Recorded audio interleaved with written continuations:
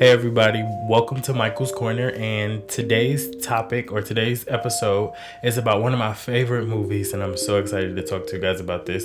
It is The Lion King. We're doing a comparison because the original debuted in 1994, and then there was a remake of recent work that debuted in 2019, and we're about to jump into all of that great stuff. So before we get started, don't forget to like and subscribe to my channels. Well, like I said before, the original debuted in 1994 with the directors as Roger Allens and Rob Minkoff, with the writers being Irene Menchie, Jonathan Roberts, and then they have a couple other ones because it was based off different versions of a screenplay that was put together. And in the 2019 version, it is directed by Jon Favreau and with the writers of Jonathan Nason, Irene Menchie, so on and so forth from the original kind of coming together as one. In the 2019 depiction of The Lion King, we jumped into the stories a lot deeper than they were told in the 1994. We learned so much more about the original characters than I knew when I was growing up. We're going to start with Scar and Mufasa. So like in the original animated film, it's clear that the brothers are like not feeling each other, and you can see that Scar doesn't have a lot of respect for Mufasa's position, i.e. him not being there when Simba was born and presented at Pride Rock. In the remake, we get a much more deeper look into the backstory of what happened, and from what it sounds like of their first kind of conversation when Mufasa appears after Simba was presented at Pride Rock, was that Scar implied that Mufasa gave him the legendary scar. And that's what he hates Mufasa for. And later in the movie, we notice, or it's referenced by Scar, that Sarabi, Simba's mother, chose Mufasa over Scar way back in the back days, and he wasn't feeling it. So that was another thing that played into the death. So I was like, oh my gosh. Speaking of Scar, Jeremy Irons made Scar his own in the original 1994. He put his own like spin on it. He brought a theatric, playful, English-bearing accent, very kind of clean, and I'm not going to say clean, but more of a debonair version of Scar.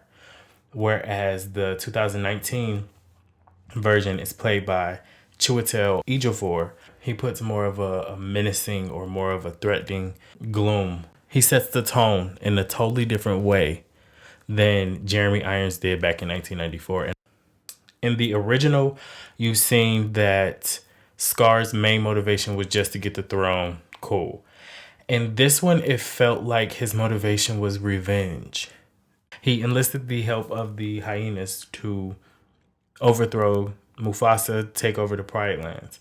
In the original, the picture of the Scar and the hyenas was painted as if they were friends, that he was the outcast, that he had no friends, that he just didn't fit, so he was, off in the shadows kicking it with the hyenas, But in the 2019 version, once Simba is rescued by Mufasa and he finally appears with the first time with the hyenas, and he's going into their territory, actually establishing that relationship, basically making a deal with the hyenas.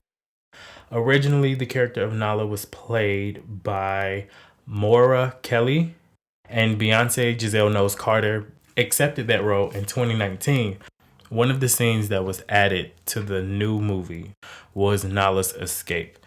She had, at this point in the movie, she had grown up. She had been tired of being under Scar's rule, and she decided to get up enough courage to leave with the help of Zazu.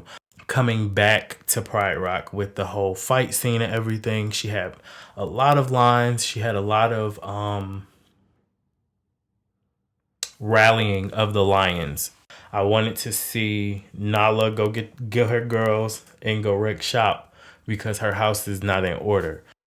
Timon and Pumbaa. Timon was originally voiced by Nathan Lane, and Pumbaa was originally voiced by Ernie Sabella. The 2019 Pumbaa was Seth Rogen, and Timon was Billy Eicher.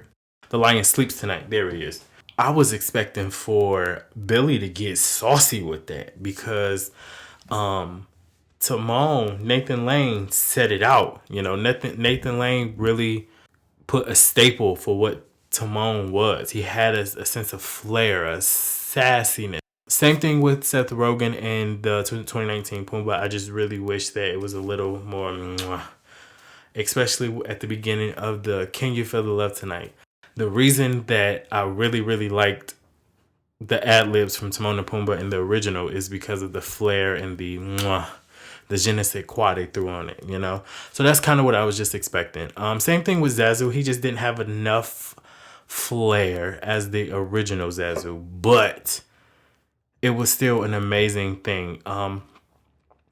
Zazu was originally voiced by Rowan Atkinson, and in the 2019 version, Zazu is voiced by John Oliver. Now,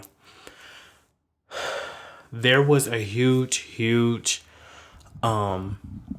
debacle, argument, debate, uprising, uproar about the appearance of the 2019 film, because here you have an animation movie of lions singing in the jungle. How do you bring this movie together?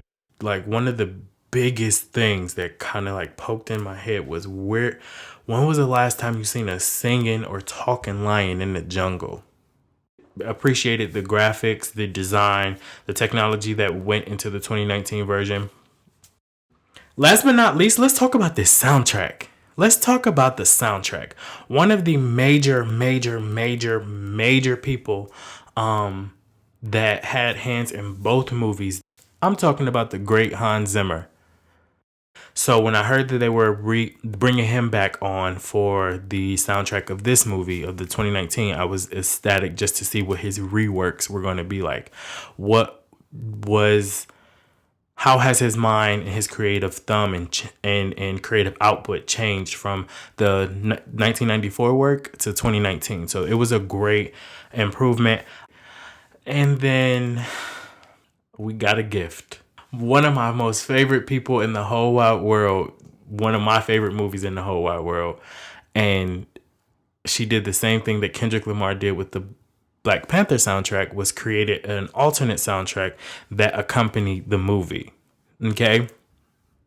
We're going to talk about this in another video, but it's Miss Beyonce and The Gift. That soundtrack, love letter to Africa. And I agree. Every artist that's on that album is from Africa. So if you have not checked out The Gift, I strongly advise you to. All right, so I think that's all I have for you guys today.